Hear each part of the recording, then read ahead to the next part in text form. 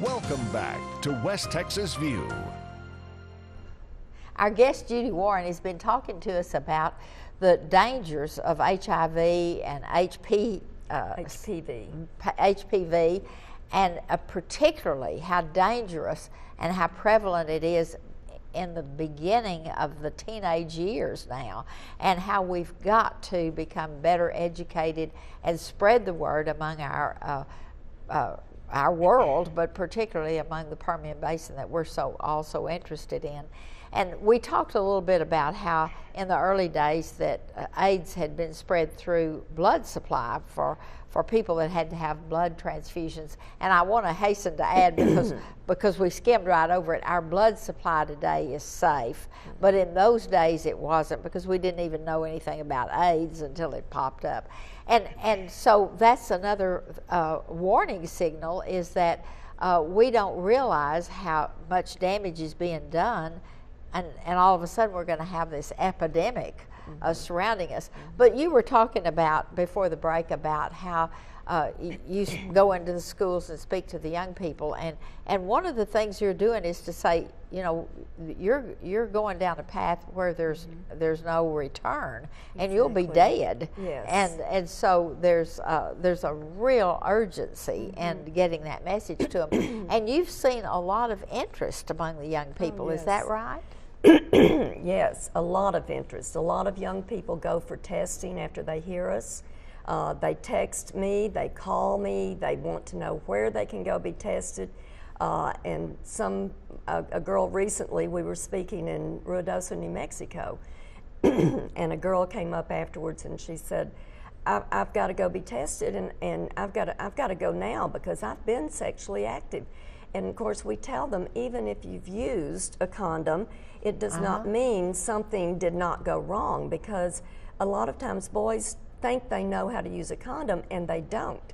And she said, I've got to go now and you've got to go with me. And she was hysterical.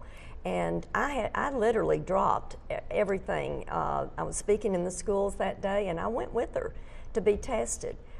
So we know we are reaching many kids.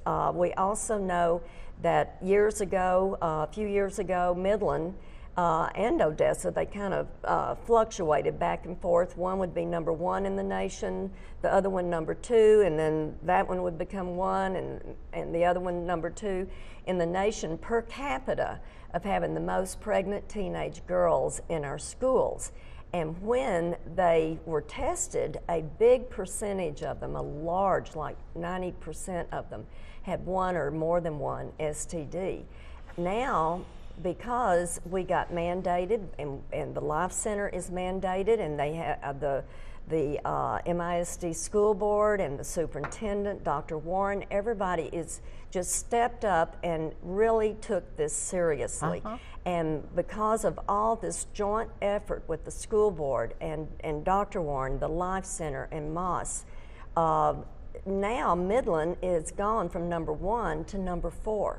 So we know that we're making a difference. You're never going to reach all of them, but when you know that there's an influx of kids going for testing after they hear us speak and hear the other programs speak and everything, I'm real proud of our MISD administration, because they really took this seriously, and they brought us together to see what we could do to make a difference. And the big thing with AIDS is to get young people to go and be tested, and to take it seriously, and to know that if they have done anything with or without a condom, shared a drug needle, oral sex, just anything, they need to be tested, because they can have this in their body and not have any symptoms.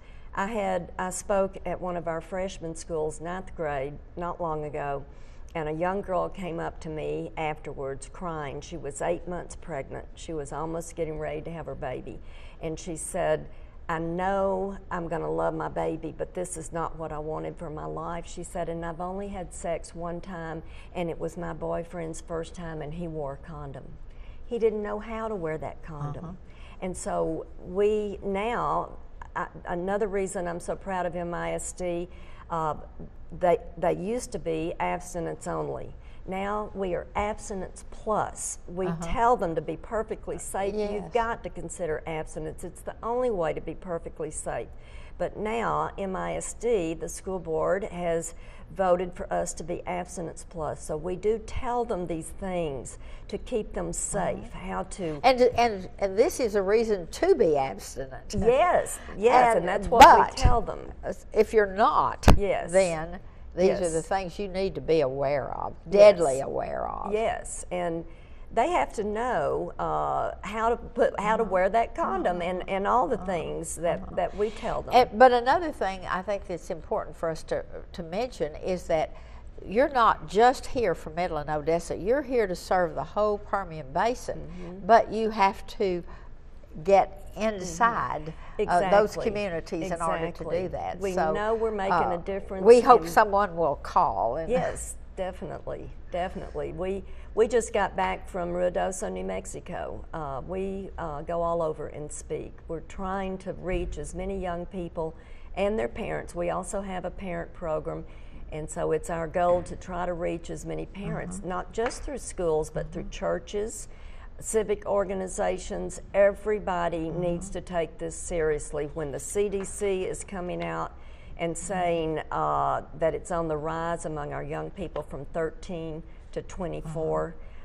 We have more young women right now that in their early 20s who already have a young child, a baby, coming to our group talking about medicines and throwing up and being sick when they should be talking about, you know, I bought a new purse yesterday. You've got to see it. It's so cute. Are watching my child learn to walk. Yes, but they're so preoccupied to live with this horrible disease. Yes. One of the things and I keep coming back to your background where you had it in your family way back in the 80s.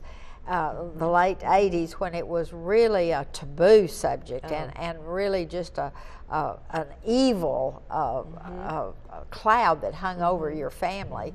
And so one of the things that I wanted to say is that this experience has made you so enthusiastic about getting the word around. And so that's what we've got to convey, is that she really knows what she's talking about. This is not just a job with her. This is something that she feels so strongly about.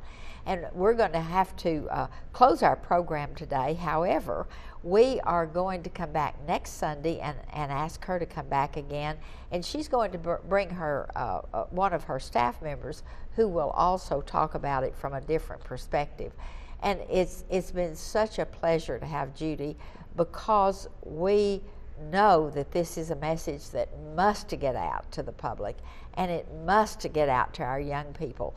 Because when you look at those statistics, 56,000 Americans are infected each year, 56,000. So join us next Sunday and we'll continue this conversation. Thanks for joining us for New